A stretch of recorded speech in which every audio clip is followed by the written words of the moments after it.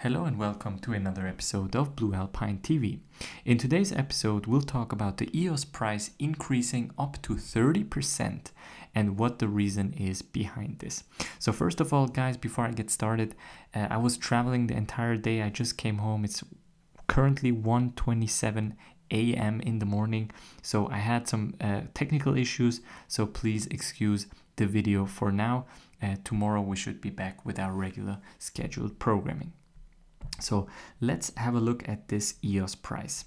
So EOS kind of started as a competition to Ethereum. I think around last year, yes. And it's currently still an ERC20 token, so it's still kind of based on Ethereum. However, they are planning on launching the mainnet pretty soon. And because people are still kind of waiting for certain airdrops and certain free money aspects, they are buying EOS in order to get free money. That's the essential reason for it. So the reason why we've seen this kind of around 30% surge in the last 24 hours is basically because on April 15th, so in 3 days, there will be a EOS DAC airdrop. Now, EOS DAC is a decentralized autonomous community, and it is based on EOS. And the idea of a decentralized autonomous community is basically similar to the DAOs, to a decentralized autonomous organization, that the entire community will be kind of controlled by smart contracts. And as you know, EOS kind of, the EOS platform was built on smart contracts. So the entire idea of EOS is to be a better Ethereum. Now, EOS DAC is kind of a step into that direction, because EOS still needs to prove itself and still kind of needs to build certain smart contract aspects. So this is basically why EOS DAC is doing the airdrop now.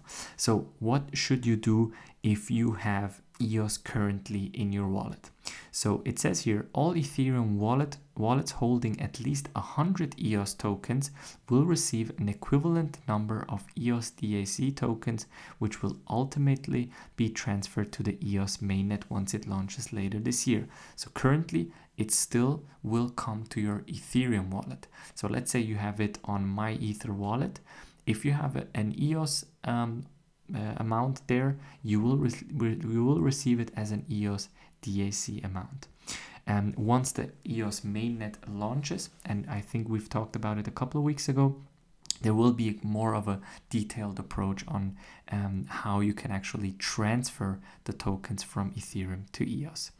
Users holding fewer than 100 EOS tokens will eventually be able to claim their airdropped EOS DAC tokens as well, though they will have to do so manually. So currently, if you have 100 EOS tokens in your wallet, you're good to go, and nothing you have to do right now. If you have less, you will probably have to do it manually down the road. So there's still not really a way to do that.